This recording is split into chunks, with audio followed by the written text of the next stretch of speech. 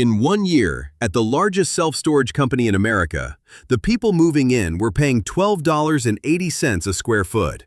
The people moving out were paying $20.30. Same company, same year, same table, 2 lines apart, in a document the company filed with the federal securities regulator. That is a gap of just under 59% between the price of arriving and the price of leaving. Nothing about that is hidden. It is printed in the annual report, and the company explains in plain sentences how it happens. This episode is about the mechanism behind those 2 numbers, about the one detail that makes the whole thing work, and about a gap that widened for a reason almost nobody would guess. A self-storage unit is a room with a roll-up door, a concrete floor, and a padlock you supply yourself. You rent it by the month. There is no lease term in the way an apartment has one. You sign, you get a code for the gate, and you can leave at the end of any month. That last part sounds like it is in your favor, and in one sense it is. You are never locked in. Hold on to it anyway, because the same sentence appears in the industry's own filings, and there it is described as an advantage for the other side. Start with how you get in. The largest company in the industry describes its promotional discount directly in its annual report. It writes that it regularly adjusts rental rates and promotional discounts, and it puts the discount in quotation marks. $1 rent for the first month. Not a percentage off. Not a free week. $1 for the first month. It is worth turning that into a figure since the filings quote rent by the square foot, and nobody thinks in those units. At the 2025 move-in rate of $12.80 a square foot a year, a room 10 feet by 10 comes to about $107 a month.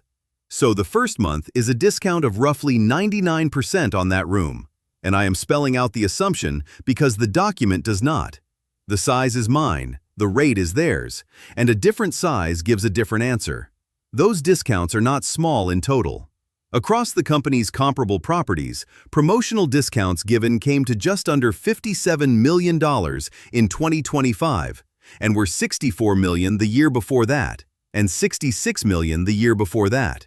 So this is a real cost, taken deliberately, every year, at scale. It is worth understanding why that is not madness, because the logic is the foundation of everything that follows. An empty storage unit costs the company almost nothing. The building is already there. The property tax is already owed. The lights are already on. Nobody has to make anything, ship anything, or throw anything away. So the marginal cost of the room you are about to rent is close to zero, and any rent at all is better than none. That is true of a hotel room too. But a hotel room empties again tomorrow night, and this one does not. Here is the sentence that turns a discount into a business. In the same paragraph, the company writes that it typically increases rental rates for its long-term tenants every 6 to 12 months. And then it defines what it means by long-term. Long-term means tenants who have been there at least 5 months. Read that again, because the ordinary meaning of the phrase and the meaning in the document are not the same. In everyday speech, a long-term tenant is somebody who has been somewhere for years. In this document, it is somebody who arrived before last spring. The company also states that more than half of its tenants at the end of the year had been renting for longer than a year, and that this supported its revenue growth from long-term tenants. So the majority of the customer base is, by the document's own definition, in the group that gets increased. Now the second company. Because a single firm's practice is an anecdote, and 2 of the largest are a pattern. The second largest operator reports that roughly 2.5 million tenants were renting units at the stores it owns or manages, and it says they do so primarily on a month-to-month basis. Then it says why that matters in its own words. Month-to-month renting provides the flexibility to increase rental rates over time as market conditions permit. That is the sentence to sit with. The absence of a fixed term is presented in the company's own filing as a feature, and the feature named is not the customer's freedom to leave. It is the operator's freedom to reprice. Both readings are true at once. A month-to-month agreement genuinely does let you walk away at the end of any month. It also genuinely does let the other side change the number every month. The same company writes that existing tenants generally receive rate increases at least annually. Then it adds a clause that is easy to skim past and is, in my reading, the most consequential line in either document, for which no direct correlation has been drawn to our vacancy trends. In plainer words, they raise the rent on people who are already there, and they have not found that it makes those people leave. That is not a boast, and it is not phrased as one. It is a flat statement of what the data does not show. But it is the empirical fact that the whole approach depends on.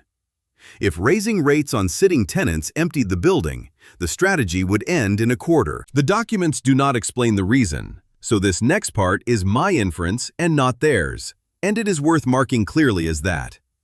Leaving a storage unit is not like canceling a subscription. It is not a click. You need a day, a vehicle, and somewhere else for the contents to go. If the rent goes up by $20 a month and moving costs you a rented van and most of a Saturday, then the increase has to run for quite a while before leaving is the cheaper option. And by the time it has run that long, there has usually been another increase. Notice the shape of that. Each individual increase is smaller than the cost of escaping it, and they arrive one at a time. There is never a single month where leaving is obviously worth the trouble, and the total is only visible if you compare the bill to the one you signed, which is the comparison nobody makes. That is not a trap in any legal sense. It is arithmetic, and the arithmetic is the same for a gym or a phone plan. The difference is that canceling those takes a phone call, and this one takes a vehicle. There is a second thing, harder to measure and probably larger. Much of what is in a storage unit is there because a decision about it has been postponed. Moving it out forces the decision. Paying is how you keep postponing. That is worth being honest about because it is not the company's doing. A firm that rents rooms did not create anyone's reluctance to sort through a dead relative's furniture. It priced around it. Neither company says any of that.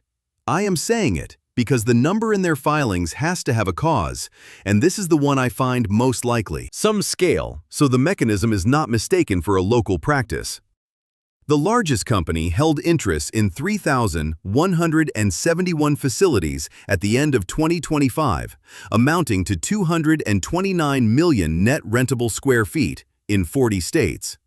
It is not really a retailer. It is a property trust, and alongside the storage, it runs an insurance program for tenants' goods, manages other owners' facilities, and lends money to other owners.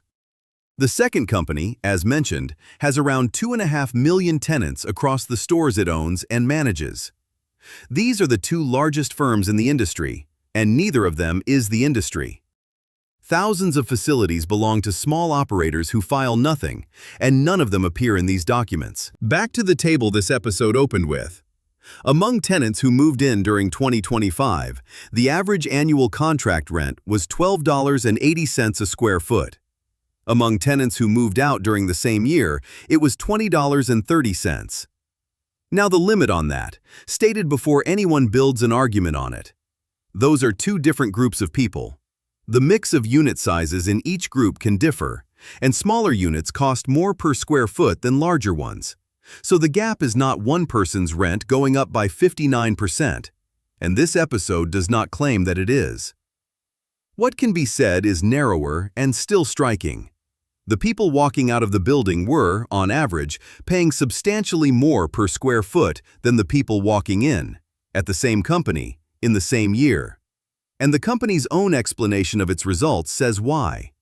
Cumulative rate increases to existing long-term tenants, partially offset by a decrease in rates charged to new tenants moving in. Here is where the obvious story is wrong, and it took reading 3 years of the same table to see it.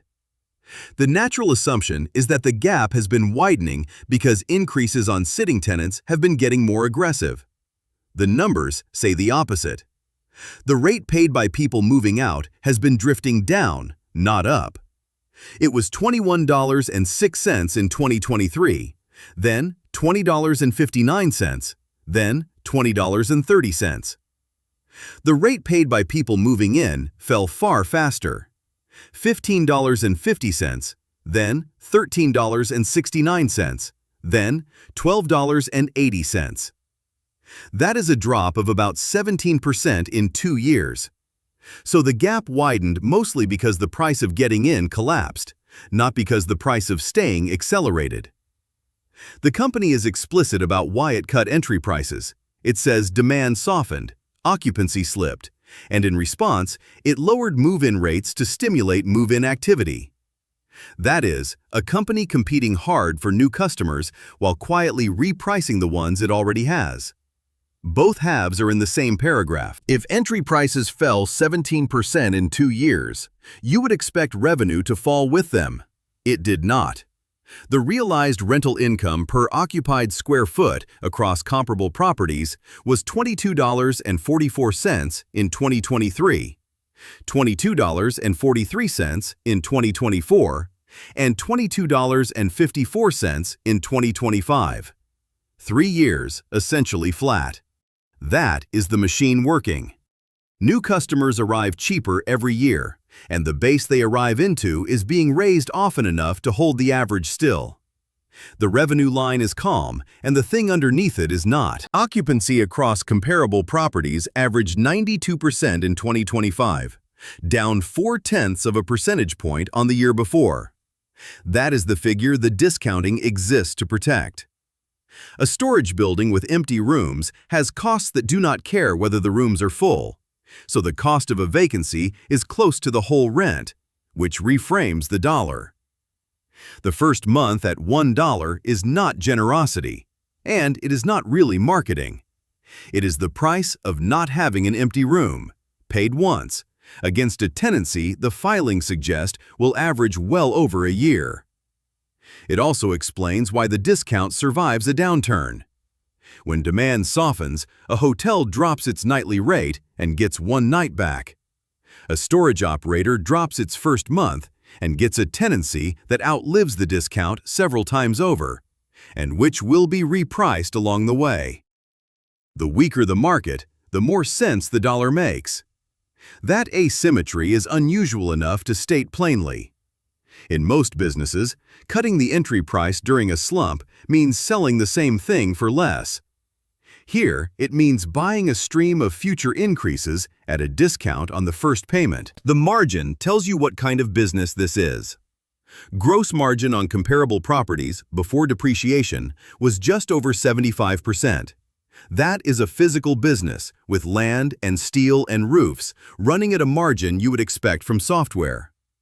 The staffing line explains a lot of it. On-site property manager payroll across those properties was $129 million for the year. Property taxes on the same properties were $378 million. The tax on the buildings cost nearly 3 times the people inside them. And the payroll figure went down 5% over the year. You have probably noticed this without naming it. You drive to a storage facility, type a code, and see nobody. It is worth knocking down a common belief because it is the story most people expect from this subject. Late charges and administrative fees came to $128 million against rental income of more than $3.5 billion. That is about 3.5% of the take. Inside that figure sits the thing everyone associates with storage. What happens when somebody stops paying? In its discussion of the previous year, the company attributes part of the rise in those fees to higher lien fees collected on delinquent accounts. So the lien process is real, and it earns money, and it is a rounding error next to the rent. The second company mentions the same machinery from the risk side, listing regulation that would limit its ability to raise rents alongside an impaired ability to hold auctions as things that could hurt results. Both matter to them. Neither is the business. The business is the monthly number on a room nobody visits. This is worth dwelling on for a moment, because it is the point where the popular version of this subject and the documented one part company. The famous thing about storage is the auction. The padlock cut off, the door rolled up, strangers bidding on somebody's boxes. There are entire television formats built on it, and videos about it draw audiences this one never will. And in the filings, it is a line item small enough that neither company breaks it out on its own. The interesting thing about storage is not what happens to the people who stop paying. It is what happens to the people who keep paying, which is nothing dramatic at all. Only a number that moves in one direction while the door stays shut. One more figure, and this one required cross-checking two documents against each other. The second company reports the average length of stay for tenants who had left, at comparable stores, as 17 months. The first company does not publish that figure, but it does publish the square footage of tenants moving in during the year, and the size of its comparable portfolio, and dividing one by the other implies that roughly 70% of the base turns over annually.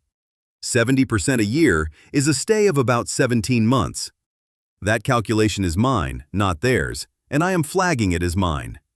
Two separate companies, filing separately, land on the same number, and neither of them states it in a way that invites the comparison. 17 months against a schedule of increases that begins at 5 months and repeats every 6 to 12. Put the pieces in order. You arrive for $1. At 5 months, you become a long-term tenant by the company's definition. Somewhere between 6 and 12 months after that, the first increase arrives, and then another. The average tenancy runs about 17 months, so most people are there for 2 increases, and more than half of the base has been there longer than a year. You could leave at the end of any month. Almost nobody does, and the industry's own filings say they have found no link between raising the rent and people going. Because it would be easy to end there, and that would be half the picture. Nothing in this is concealed. Both descriptions above come from documents the companies filed with a federal regulator, wrote themselves, and published. The pricing strategy is described in the section explaining the results, which is where it belongs. The month-to-month agreement really does cut both ways. Nobody is held to a term, nobody pays a penalty for leaving, and a customer who watches the rate can move when it moves. And the discount is genuinely a transfer. $57 million a year goes to people arriving, and it comes out of the same revenue line the increases go into. Somebody who stays 3 months and leaves has taken more than they gave. The system is not a trick. It is a price that varies with how long you have been paying it, which is unusual and which is disclosed. Some things are missing and should be named rather than filled in. Neither filing says how large a typical increase is, in dollars or percentage points, for an individual tenant. The frequency is stated, the size is not. Neither says what proportion of tenants receive an increase, only that long-term tenants generally do. Neither explains why raising rates does not drive tenants away. One says only that no correlation has been drawn. And the thousands of independent operators who are not public companies file nothing at all. So whether they price the same way is genuinely unknown here. Not that storage is expensive, and not that anybody is being cheated. Neither is established by these documents. What is established is something more useful and slightly unsettling. The price of this service is not a property of the service. 2 people can rent identical rooms, side by side, on the same day and pay different amounts, and the reason is nothing about the rooms. The reason is how long each of them has been paying. That is a normal way to price something you can leave instantly, and a strange way to price something you cannot leave without a van. The gap between how easy the contract says leaving is and how hard leaving actually is where the money is. So the next time you pass one of those long, low buildings with the roll-up doors, here is what is inside the pricing. A room that costs almost nothing to keep empty. A first month priced at $1 to make sure it is not. A definition of long-term that starts at 5 months. Increases every 6 to 12 months after that, on more than half the building. And an average stay of about 17 months, during which the rent quietly stops being the rent you agreed to, none of which is hidden. All of it is in 2 documents anyone can read. The only thing that is really concealed is how much easier it is to keep paying than to spend a Saturday deciding what to throw away.